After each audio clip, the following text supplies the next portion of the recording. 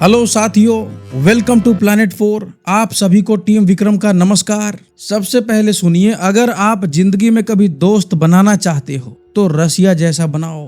खुद उसके ऊपर सैकड़ों ड्रोनों से रोज हमले हो रहे हैं। यूक्रेन रूस के अंदर तक डीप स्ट्राइक कर रहा है, लेकिन इसके बावजूद भी रूस ने अपने दोस्त ईरान के लिए छप्पर फाड़कर सभी हदों को पार कर दिया है। रूस ने खुलेआम ईरान को विस्फोटक, ड्रोन के पार्ट्स और गोला बारूद भेजना शुरू कर दिया है। ईरान को मदद भेजने से अमेरिका भी रसिया को नहीं रोक पा रहा है। और देखिए, दुनिया समझ रही थी कि कैस्पियन सागर सिर्फ पानी वाला क्षेत्र है, लेकिन रूस और ईरान ने इस पानी को वेपन्स हाईवे बना दिया है। और यह एक ऐसा हाईवे है जहां पर पश्चिमी देशों का सर्विलांस फेल हो चुका है। अमेरिका को लग रहा था कि हमने तो ईरान का मिसाइल जखीरा तबाह कर दिया, उसके हथियारों को चुन चुन कर नष्ट कर दिया, लेकिन दुनिया हैरान थी कि आखिर ईरान को इतने सारे हथियार कहां से मिल रहे हैं। अब पता चल रहा है कि पर्दे के पीछे से रसिया बहुत बड़ा खेल खेल रहा था। यानी अगर ईरान का मिलिट्री स्टॉक पाइल युद्ध में घायल हुआ है तो रूस अब उसकी मिलिट्री नसों में नया इम्यूनिशन डालने की कोशिश करता दिखाई दे रहा है। और यह पूरा खेल देख करके दुनिया हैरान है कि रूस खुद घायल हुआ है, वह अपनी गंभीर स्थिति में है खुद, इसके बावजूद भी वह अपना ब्लड अपने दोस्त को डोनेट कर रहा है। यह वैसी ही स्थिति है। और इस तरह का नजारा देख करके रसिया दुनिया भर में एक दोस्ती का परचम लहरा रहा है, एक नई विश्वास को जीत रहा है। आगे जानेंगे कि आखिर कैस्पियन सागर कैसे एक सीक्रेट रास्ता बन चुका है। और देखिए, कैस्पियन सागर की सबसे बड़ी खासियत यह है कि इसके जल क्षेत्र पर रशिया, ईरान, कजाकिस्तान, तुर्कमेनिस्तान और अजरबैजान का अधिकार है। और यह सारे देश रूस के करीबी माने जाते हैं। और इसका मतलब यह हुआ कि पश्चिमी नौसेना के लिए यहाँ किसी जहाज को रोकना बेहद मुश्किल है। इस पूरे खेल को अगर आप देखें तो वेस्ट सैंक्शंस लगाता रहा और रूस अपने दोस्त को बचाने के लिए रास्ते ढूंढता रहा। मतलब एक तरफ ब्रेक लगाई जा रही थी तो दूसरी तरफ ईरान की मदद के लिए रशिया अल्टरनेट रोड बनाता रहा।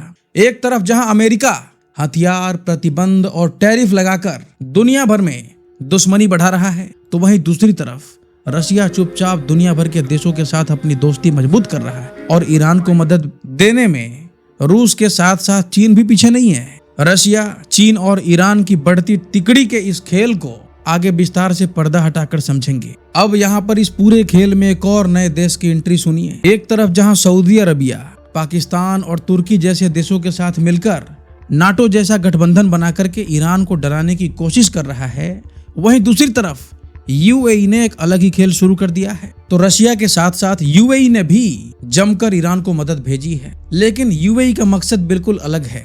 एक तरफ रशिया अपने दोस्त ईरान की मदद कर रहा है, वहीं दूसरी तरफ यूएई अपनी सुरक्षा के लिए ईरान को पेमेंट और मदद भेज रहा है। और यह देख करके यूएई का मैसेज सिंपल लगता है, भाई जंग करो तो करो, लेकिन हमें अपनी हिट लिस्ट में मत डालना, क्योंकि यूएई ने बड़ी मेहनत से अपनी ग्लोबल इमेज चमकाई है दोस्तों। और अगर उस पर हमले होते हैं तो उसे बड़ा नुकसान हो सकता है। अब यहाँ पर सवाल है कि आखिर यूएई ने ईरान को क्या भेजना शुरू कर दिया है। तो यूएई ने अपने बैंकों में फ्रीज ईरानी एसेट्स में से अरबों डॉलर ईरान को वापस भेजे हैं। इसमें करीब 2 टन सोना भी शामिल है, यानी ईरान को डॉलर्स मिले, गोल्ड मिला, पैसेंजर प्लेन्स भी मिले। यूएई ने लिटरली कहा है कि भाई सब ले लो, बस इधर मिसाइल मत भेजना। और देखिए, जून में भी अबू धाबी से तेहरान तक एक विमान के जरिए करीब 3 अरब डॉलर के फ्रीज एसेट्स वापस पहुंचाए गए थे। और इसी के साथ यूएई ने ईरान को सिर्फ पैसा या फिर सोना देकर के मामला शांत करने की कोशिश नहीं की है।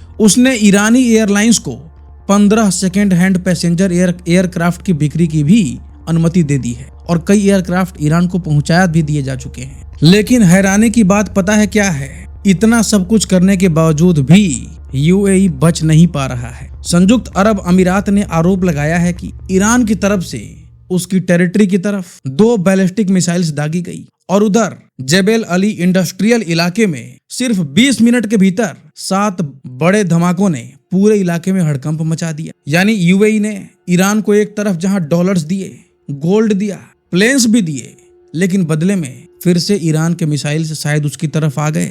यूएई ने दरवाजा डिप्लोमेसी के लिए खोला था, लेकिन मिसाइल वार्निंग ने उस दरवाजे पर सिक्योरिटी अलार्म बजा दिया है। और इस पूरे खेल को देख करके लगता है कि यूएई के लिए डिप्लोमेसी की रिसिप्ट पर शायद डिलीवरी एड्रेस ही गलत था। शायद उसने गलत जगह पर ये सारी मदद भेज दी और फिर भी हमले रुक नहीं रहे हैं। अब सवाल है कि आखिर यूएई के ऊपर ये हमले कर कौन रहा है। आज यूएई में स्थिति ऐसी है कि जहां आमतौर पर दुबई में फायरवर्क्स एंटरटेनमेंट होते हैं, वहां चौंकाने वाले धमाकों की आवाजों ने लोगों को सोचने पर मजबूर कर दिया है कि आखिर हो क्या रहा है। यूएई अथॉरिटीज का दावा है कि जंग शुरू होने के बाद उसके खिलाफ करीब 3000 मिसाइल्स और ड्रोन्स भेजे गए थे। अब यह सब देख करके एक यूएई के अंदर यही बातें चल रही है कि एक तरफ से पैसा भी गया, सोना भी गया, प्लेन्स भी गए, लेकिन अगर मिसाइल्स फिर भी आते हैं तो सवाल उठता है कि आखिर ईरान के साथ शांति और डिप्लोमेसी की कीमत कितनी है।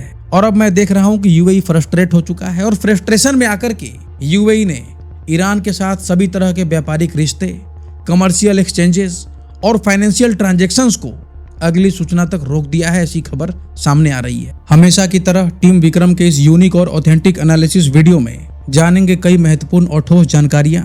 तो चलिए इन सभी खबरों को जानते हैं बेहद विस्तार से, आसान भाषा में। सबसे पहले जानते हैं कि रशिया ने ईरान को हथियार भेज करके कैसे तहलका मचा दिया है। तो रूस और ईरान की दोस्ती अब एक ऐसे मोड़ पर पहुंच गई है जहां कैस्पियन सागर एक गुप्त हथियार सप्लाई कॉरिडोर बनता हुआ दिखाई दे रहा है। और रिपोर्ट के मुताबिक रूस ने ईरान को विस्फोटक, ड्रोन के पार्ट्स, गोला बारूद भेजना शुरू कर दिया है। यानी ईरान की मिलिट्री ताकत को चोट लगी है तो रशिया मरहम के रूप में इम्यूनेशंस भेजना शुरू कर दिया है। और इन सामानों का मकसद है कि ईरान के उस सैन्य भंडार को फिर से मजबूत करना जिसे अमेरिका और इजराइल के हालिया युद्ध में बुरी तरीके से प्रभावित किया गया था। और इसी कारण बताया जा रहा है कि आप ईरान के हथियार जखीरों को आसानी से खत्म नहीं कर पाएंगे। अब जानिए कि कैस्पियन सागर कैसे बन गया है सीक्रेट रास्ता। तो रिपोर्ट के अनुसार 1 या 2 नहीं, 2 दर्जन से ज्यादा रशियन जहाज कैस्पियन सागर पार करके ईरान के अमीराबाद बंदरगाह तक पहुंचे हैं। और इनमें से कई जहाज अमेरिका और यूरोप के प्रतिबंधों का सामना कर रहे हैं। यानी कि प्रतिबंधित जहाजों का इस्तेमाल करके रशिया ने यहाँ पर खुलेआम ईरान को मदद भेजी है। और बताया जा रहा है कि इन जहाजों पर टीएनटी, ड्रोन कंपोनेंट और गोला बारूद पहुंचाए गए हैं। और इतना ही नहीं, सैटेलाइट तस्वीरों के विश्लेषण से यह भी संकेत मिला है कि कुछ सामान बैलिस्टिक मिसाइल बनाने में इस्तेमाल होने वाले कंपोनेंट से जुड़ा हो सकता है। यानी कि ईरान को उसके बैकयार्ड से भरपूर मदद मिल रही है। और कैस्पियन सागर की सबसे बड़ी खासियत यह है कि इसके पानी पर रशिया, ईरान, कजाकिस्तान, तुर्कमेनिस्तान और अजरबैजान का अधिकार है। पश्चिमी नौसेना के लिए यहाँ किसी जहाज को रोकना बेहद मुश्किल है। और जब जहाज यहाँ से पास करते हैं तो वे अपने ऑटोमेटिक आइडेंटिफिकेशन सिस्टम को बंद कर देते हैं, जिसके कारण उनकी गतिविधियों को पहचानना बेहद मुश्किल हो जाता है। और रशिया और ईरान का यह जो समुद्री कनेक्शन है, इसे देखकर ऐसा लगता है कि जैसे युद्ध में बॉर्डर के आसपास किसी घायल सैनिक को पीछे से लगातार उसका बेहद करीबी साथी गोला बारूद सप्लाई कर रहा हो और दोनों मिलकर एक कंबाइंड दुश्मन का सामना कर रहे। उधर अमेरिका लगातार धमकी दे रहा है और कहता है कि अगर किसी ने ईरान की मदद की तो उसके ऊपर और भी ज्यादा प्रतिबंध लगाएगा। लेकिन पुतिन को इस धमकी की जरा भी परवाह नहीं है और इस तरह से अमेरिकी धमकी भी फेल होते जा रहे हैं और बाकी देश भी अब अमेरिकी प्रतिबंधों के खिलाफ खड़े होते जा रहे हैं और ब्रिक्स जैसे संगठन की ताकत बढ़ती जा रही है। अब जरा रशिया, चाइना और ईरान की बढ़ती तिकड़ी को जानिए। तो यह पूरा घटनाक्रम रशिया, चाइना और ईरान के बीच बढ़ते सैन्य सहयोग की तस्वीर दिखाता है। एक तरफ रशिया से ईरान को सैटेलाइट तस्वीरों के जरिए सैन्य निगरानी में मदद मिलने की रिपोर्ट है, दूसरी तरफ चीन की तरफ से BDU navigation, radar, surveillance system और सॉलिड प्रोपेलेंट मिसाइल से जुड़े सामानों में सहयोग बढ़ने की खबर है। और इस साझेदारी से ईरान की पश्चिमी तकनीक पर निर्भरता कम हो रही है। और अगर यह रिपोर्ट सही साबित होती है तो कैस्पियन सागर आने वाले समय में ईरान के सैन्य पुनर्निर्माण के लिए सबसे अहम रास्ता बन सकता है। अब आगे बढ़ते हुए जानते हैं कि यूएई ने ईरान के आगे कैसे खोला है खजाना। तो ईरान और अमेरिका के बीच बढ़ते युद्ध के बीच अब खाड़ी का एक बड़ा देश यूएई अपनी सुरक्षा के लिए बड़ा दांव खेलता हुआ दिखाई दे रहा है। एक तरफ सऊदी अरब जहां गठबंधन बना रहा है, वहीं दूसरी तरफ यूएई ने अलग ही खेल शुरू कर दिया है। और रिपोर्ट के मुताबिक यूएई ने अपने बैंकों में फ्रीज ईरानी एसेट में से अरबों डॉलर ईरान को वापस भेजे हैं। इसमें करीब 2 टन सोना भी शामिल है, जिसकी कीमत तकरीबन $283 मिलियन बताई जा रही है। और यह कदम खाड़ी की बदलती रणनीति और बढ़ते दबाव का संकेत है, क्योंकि युद्ध की आग तेज है और यूएई ने ईरान को पैसा और सोना देकर अपनी सुरक्षा की ढाल तैयार करने की कोशिश शुरू कर दी है। और इस तरह से यूएई का कैलकुलेशन साफ दिखता है, ईरान को थोड़ा सा आर्थिक ब्रीदिंग स्पेस दो ताकि बदले में यूएई को ईरानी ड्रोन और मिसाइल से ब्रीदिंग स्पेस मिल सके। यानी कि एक राहत की सांस के लिए यूएई खुलकर ईरान को मदद कर रहा है, पैसे भेज रहा है। और अब आगे सुनिए कि ईरान की तरफ से यूएई को कितनी मदद मिल रही है और क्या क्या मिल रही है। तो रिपोर्ट के मुताबिक जून में अबू धाबी से तेहरान तक एक विमान के जरिए तकरीबन 3 अरब डॉलर के फ्रिज एसेट्स पहुंचाए गए थे। और फिर उसके बाद 11 और 12 अगस्त को विमान अबू धाबी से ईरान के मेहराबाद एयरपोर्ट और करज के पयाम एयरपोर्ट पहुंचे थे।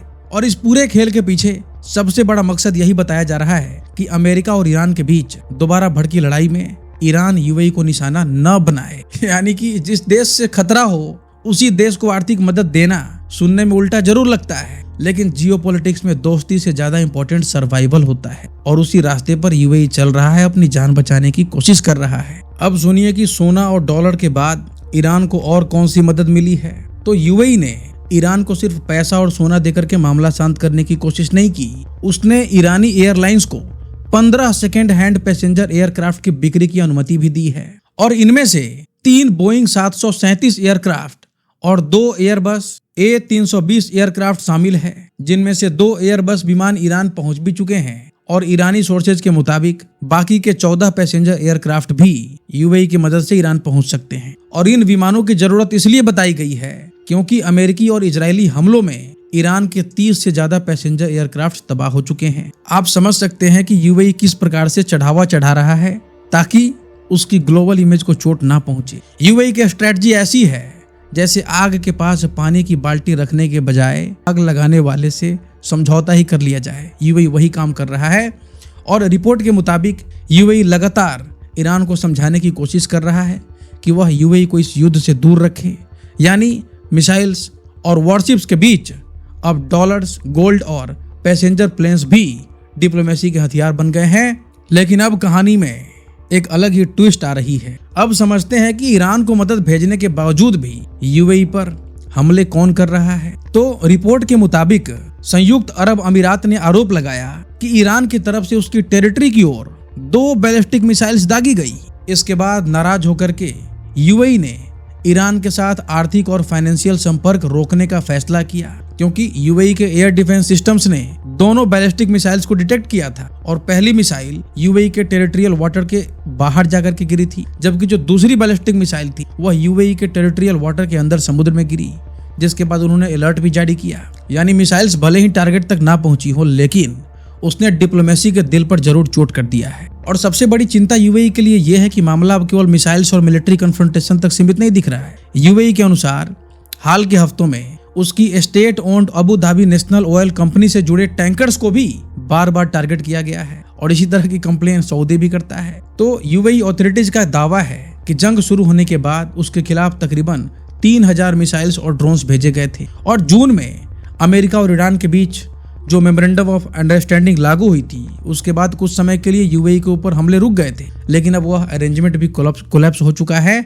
और यूएई का अब डर बढ़ता जा रहा है, उस पे हमले बढ़ते जा रहे हैं। और उधर दुबई के लिए स्थिति और भयानक है। दुबई जिस शहर की पहचान दुनिया के सबसे चमचमाती गगनचुंबी इमारतों, शानदार सड़कों और सुरक्षित माहौल से होती थी, वहीं दुबई अब लगातार धमाकों की आवाज से दहल उठा है। जेबेल अली इंडस्ट्रियल इलाके में सिर्फ 20 मिनट के भीतर 7 धमाकों ने पूरे इलाके में हड़कंप मचा दिया। हालांकि धमाकों का वीडियो बनाने के आरोप में 2 लोगों को गिरफ्तार किया गया, लेकिन धमाके कैसे हुए इस पर क्लियरिटी अभी भी नहीं हुई है। अभी तक यह पूरी तरह से साफ नहीं हो पाया है कि धमाके किसी मिसाइल हमले का परिणाम थे या फिर किसी औद्योगिक दुर्घटना की वजह से हुए थे। हालांकि यूएई की ओर से इसे ईरान की कायराना हिमाकत बताया गया है, लेकिन कई लोग यहाँ यह भी मान रहे हैं कि यह हमला जो किया गया है यह अमेरिका और इजराइल का खेल भी हो सकता है, ताकि यूएई और ईरान के बीच में कहीं दोस्ती ना शुरू हो जाए, क्योंकि यह दोनों ब्रिक्स में शामिल हो चुके हैं। लेकिन फिर भी ब्रिक्स मीटिंग में इनकी लड़ाई होती रहती है। और अब जान लेते हैं कि गुस्से में आकर के यूएई ने ईरान को कौन सा बड़ा झटका दिया है। तो यूएई ने ईरान के साथ सभी तरह के व्यापारिक रिश्ते, कमर्शियल एक्सचेंजेस और फाइनेंशियल ट्रांजैक्शंस को अगली सूचना तक रोक दिया है। यूएई के विदेश मंत्रालय ने इस फैसले की पुष्टि भी की है। यानी अगर आप देखें तो पहले यूएई ने ईरान को एसेट्स वापस किए और अब ईरान के साथ फाइनेंशियल ट्रांजैक्शंस ही बंद कर दी। यानी रिलेशनशिप इनका जो दोनों का है उसका ग्राफ रोलर कोस्टर की तरह बनता हुआ नजर आ रहा है। यूएई की ईरान पॉलिसी उस व्यक्ति जैसी हो गई है जो सांप को दूध भी पिला रहा है और हाथ में डंडे भी पकड़े हुए है। और अगर यूएई लंबे समय तक के लिए ईरान के ऊपर कार्रवाई करेगा तो ईरान पे इसका असर भी पड़ेगा, क्योंकि इसका ईरान पर सीधा असर उसके कारोबार और फाइनेंशियल ट्रांजैक्शंस पर पड़ सकता है। यूएई गल्फ रीजन में एक महत्वपूर्ण कमर्शियल हब है, इसलिए अगर ईरान और यूएई के बीच में व्यापारिक रिश्ते लंबे समय तक के लिए बंद रहते तो ईरानी कारोबारियों के लिए गुड्स की खरीद और बिक्री, पेमेंट्स और साथ में जो फाइनेंशियल सेटलमेंट्स हैं वे ज्यादा मुश्किल हो सकते हैं। और पहले से युद्ध और इंटरनेशनल प्रेशर झेल रहे ईरान के लिए यह आर्थिक दबाव एक नई पड़त जोड़ सकता है। और यही कारण है कि कई लोग यह भी कह रहे हैं कि शक है, हो सकता है कि यूएई के ऊपर जो हमले हो रहे हैं उसमें ईरान का हाथ ही ना हो। यह भी हो सकता है कि यह हमला अमेरिका के किसी प्रॉक्सी के द्वारा वहां पे इस्तेमाल किया जा रहा वही कर रहा हो, क्योंकि कहीं ना कहीं ईरान और यूएई दोनों एक दूसरे की जरूरत बनते जा रहे हैं। हालांकि जो वहां की जियोपॉलिटिक्स काफी कॉम्प्लिकेटेड है, एक लाइन में आप नहीं उसको सब कुछ क्लियर कर सकते हैं। लेकिन अमेरिका की परेशानी भी यह बहुत बड़ी है कि ब्रिक्स में ईरान और यूएई दोनों शामिल हो चुके। यह अमेरिका के लिए एक बड़ी प्रॉब्लम है। और कई लोग तो यह भी बता रहे हैं कि ईरान पर हमले की पीछे जो वजह है वह एक बड़ी वजह यही है क्योंकि अमेरिका नहीं चाहता कि सऊदी अरबिया और बड़े बड़े मुस्लिम देश एक के बाद एक ब्रिक्स में शामिल हो जाएं और फिर डॉलर को ही चैलेंज करने लगे। तो इस तरह से हमने जाना कि रसिया और यूएई दोनों ईरान को मदद तो कर रहे हैं, लेकिन यूएई की जो मदद है ईरान के लिए उसमें उतार चढ़ाव साफ साफ दिख रहा है। और इस वीडियो में फिलहाल इतना ही। जाने से पहले वीडियो को लाइक करके चैनल को सब्सक्राइब कर लें ताकि हमारी नेक्स्ट वीडियो आप तक आसानी से पहुंचे। टीम विक्रम जल्द हाजिर होंगे एक और नई अपडेट के साथ। आपका दिन मंगलमय हो। धन्यवाद। नमस्कार।